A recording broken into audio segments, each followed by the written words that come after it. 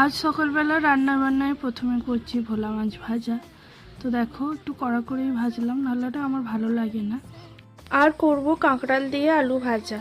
আজকে অতনু আর ভাত নিয়ে যাবে না, ওদের ডিউটির ওখানে বললো কে একজন ভাত নিয়ে আসবে সবার জন্য, তো ও শুধু তরকারিটাই নিয়ে যাবে। তরকারি বলতে আমি এখানে আলু আর কাঁকড়াল ভাজা আর মাছের ঝালটা করে দিয়েছি। এই তো মাছের ঝালও আমার রেডি। তো ওর টিফিনটা এখন রেডি করে দিচ্ছি, ওর ডিউটি যাওয়ার সময় হয়ে গেছে। কিছু মাস পরেই তো রান্না পুজো আছে, তো ভাবলাম যে অতনু চলে যাওয়ার পরে আজকে একটু রান্নাঘরটা পরিষ্কার করি। পরিষ্কার বলতে আজকে পুরো ডিপ ক্লিন করেছি।